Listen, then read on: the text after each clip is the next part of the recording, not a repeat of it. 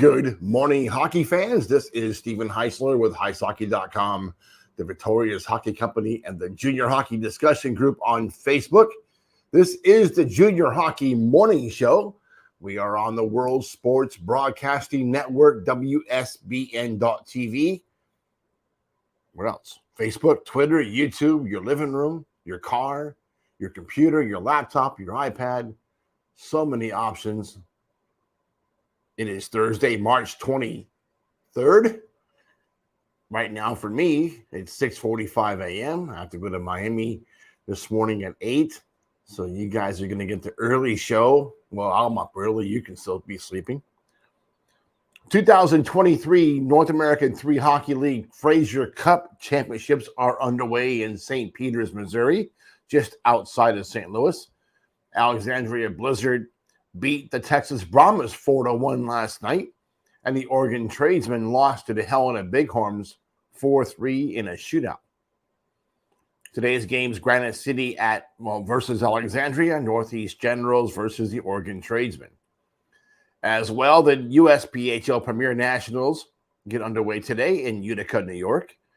Minnesota Moose versus Charlotte Rush kick things off today at noon. Other games are Wilkes-Barre Scranton Knights versus Fort Wayne Spacemen, Richmond Generals and the Utah Outliers, Ogden Mustangs and Hudson Havoc, Metro Jets versus the Las Vegas Thunderbirds, Islanders Hockey Club versus Toledo, Vernal Oilers versus the New York Aviators, Metro Jets Development Program. They got 2 teams in this thing. Versus the Florida Eels, and Tampa Bay Juniors will take on the Northern Cyclones. We'll jump right into the North American Hockey League report. South Division. Oklahoma is starting to sputter at the absolute worst time, with 8 games remaining in the regular season. Could the Warriors find themselves on the outside looking in after the playoffs? Which team from the South will be representing the division at the Robertson Cup Finals? Will it be Lone Star, Shreveport, and New Mexico? Certainly a possibility. Then there's this. Did another wealthy dad buy a team just so his son can say he played in the NAHL? I'll leave you hanging with that one. Oklahoma Warriors are 41-10-0-1, 83 points. Garrett Roth and the Warriors may be scratching their collective heads this week, wondering how they managed to lose a game to the Amarillo Wranglers on Saturday. For the Warriors, losing the Harry Mahoods team is kind of like walking out of a public restroom only to notice 15 minutes later that the fly has been left unbuttoned. Well, that kind of explains the funny looks, doesn't it? Let's hope Oklahoma wears a belt to El Paso this weekend. That's one town you don't want to get caught in with your booty showing. Number 2, Lone Star Brahmas are 32-12, 2-5, 71 points. Dan Wildfunk's Brahmas split the weekend home series with New Mexico, exposing a few issues along the way. Lone Star visits the Ice Wolves in Albuquerque this weekend. The Brahmas are always a threat to emerge from playoffs and advance to the finals, and this season is no exception. They kind of have the Warriors' number as of late.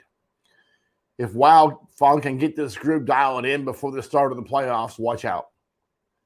Number 3, Shreveport Mudbugs. Jason Campbell and the Mudbugs made it look easy in the weekend double shutout sweep of El Paso. Winners in 8 of the last 10 games and 7-0-1 in the last 8. The Mudbugs are easily the hottest team in the division. Shreveport can all but shut the door on the Jackalopes' playoff hopes when they visit Odessa this weekend. Number 4, New Mexico Ice Wolves, 30-19, 2-1, 63 points. Phil Fox and the Ice Wolves are winners in 6 of the last 10 games after the weekend road split at Lone Star. The Brahmas visit Outpost Ice Arenas this weekend in Albuquerque. It may be easy for New Mexico to fall into the "we got this" trap after looking at the division standings. Yes, the Ice Wolves do have an 8-point lead over Amarillo, with both teams having 8 games remaining. We all know it's not over until it's over. The Wranglers, or really even Odessa, could still make a run. Not likely. They could. Speaking of the Wranglers, This coffee break brought to you by the Bustelo Coffee Company and the North American Hockey League. Not really.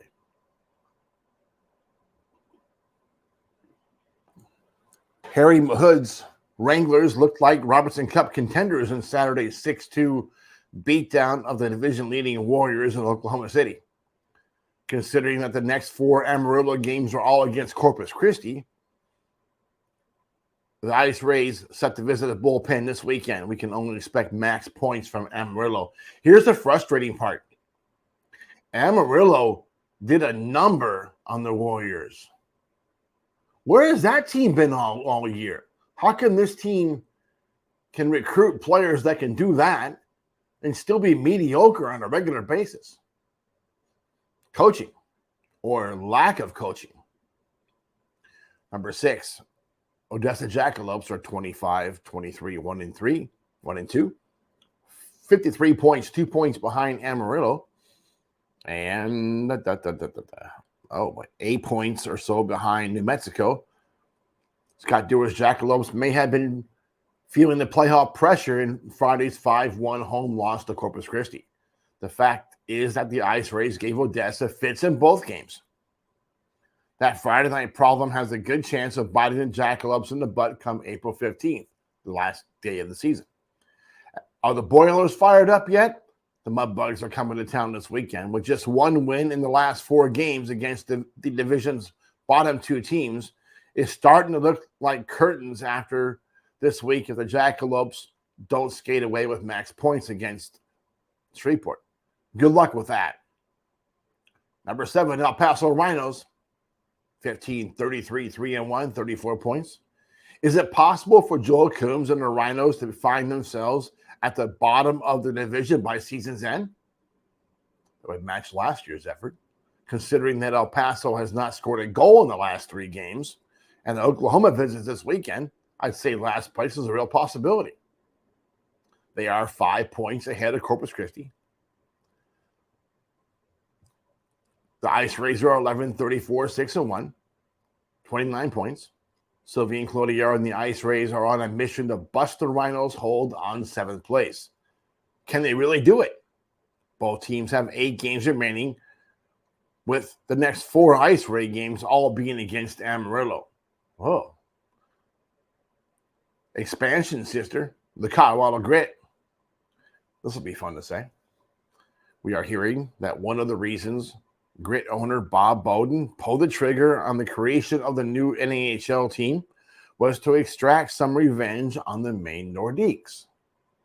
This after his son was caught up in a scam that was the Nordiques Development Academy in Greer, South Carolina. Yes, that was ugly. The team folded before Christmas. People didn't get refunds. I wonder how angry Bowden is going to be knowing that the orchestrator of that baloney in South Carolina, Nick Skurlock, is about to get an NCDC team an hour north of Greeley in Cheyenne. Interesting. Very interesting. Had a conversation this week with somebody in Corpus Christi, and they are set to bring Sylvie and Clodier back for next year. They are happy with their coaching staff. Okay. We'll see how that goes. That's it for this morning, folks. We hope that you have a great morning in hockey and enjoy your coffee. There you go. I'm all back.